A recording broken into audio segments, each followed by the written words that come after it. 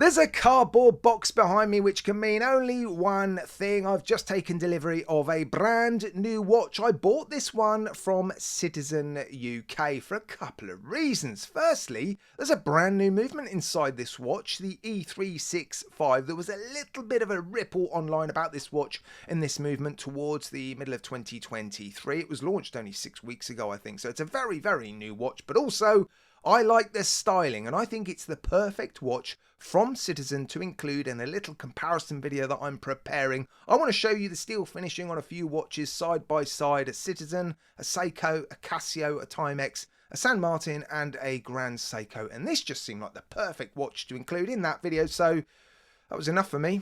I bought it. Let's have a look.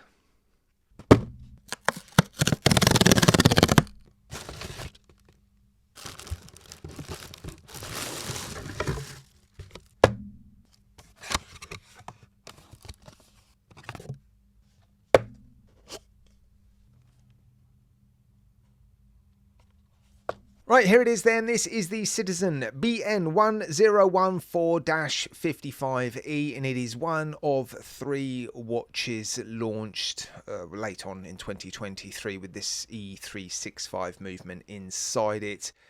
And first impressions, I'm going to struggle to hide it, I think. I'm a little bit disappointed. Yeah, no tingles whatsoever. There's a few things about this watch that I like, that are impressing me. Some of the specifications I'm pleased about, but there's a few things about this watch sort of turning me off it a little bit. The size is one. This is a vintage inspired watch. Citizen made a watch in 1973 that this is essentially a reissue of, and I suspect the original watch was much, much smaller than this. Yeah, you know, they're going to sell more watches, they're going to appeal to more people if they're a little bit bigger, because modern watches are bigger than they were in the 1970s, but I think I just handle a lot of vintage watches, so I'm used to them looking a certain way and being a certain size, so this just feels oversized and too heavy for the style.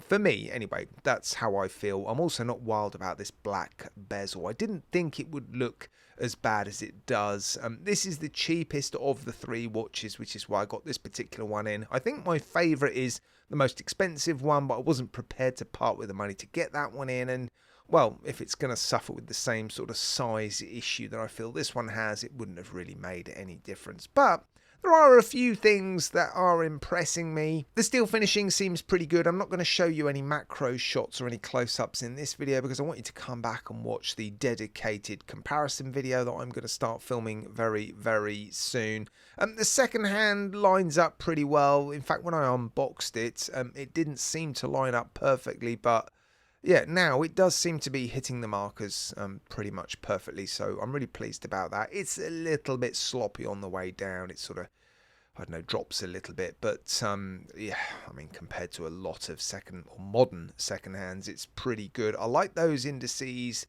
They're strong, very vintage inspired, which I like. I'm not wild about the sparkly dial. Legibility isn't fantastic. I mean, if you hold it at a certain angle and there's no direct light flicking off those hands, then yeah, legibility I think is going to be called into question. I mean, look at that. You can barely see the hands when there's no light directly hitting the dial. Obviously, when you get some light, look, those hands become very, very visible. And the crown action feels a little bit, it's just not very crisp. It feels quite soft when you're pushing the crown. It feels a little bit cheap, and you know, it's an eco drive quartz movement, but I was hoping, I should say, for a slightly better crown action. I think we have to be impressed by the movement. It's a solar watch, so any lights is going to charge up this watch. And if you pop this watch fully charged in a drawer for a year, it's still going to be working when you revisit it 365 days later. Hence it's called the E365. So it's good that they're pushing the boundaries, although yeah, I don't know how many people are going to wear this watch for 365 days and not see any light to power this watch, and if that is the case, then I'd be a little bit concerned. So yeah, I don't know how useful that extended sort of battery life is. Not wild about the bracelet either. Again, it seems to be nicely finished. finished, but it just feels too chunky and heavy for the style of watch, I'm afraid. You know, the links look fairly thick and substantial. They've provided some half links, which is good because they've given you a clasp outer shell that doesn't have any micro adjustments. Look, you've got a milled inner elements, sort of fairly solid feeling clasp. It's nicely finished, signed, look, and you do have sapphire crystal with AR coating, 100 meters of water resistance.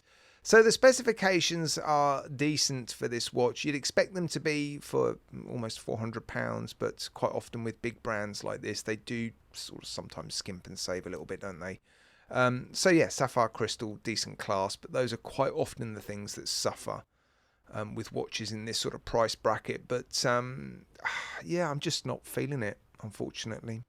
Real shame, real shame. They've included a screw down caseback, which is good. I was worried it was going to be one of those casebacks where it warns you not to remove it and that only the service centre can remove it. So yeah, let's get that off and have a look at this movement. Right, there it is. I was just about to say that's what all the fuss has been about, but I don't think there's been a huge amount of fuss outside of Citizen themselves about this watch. I said in the intro, there was a little bit of a ripple online, and I saw this watch online. There was a few people talking about it, yeah, in the middle of 2023. So there was a little bit of interest in it, but as you can see, it's a no jeweled movement. So yeah.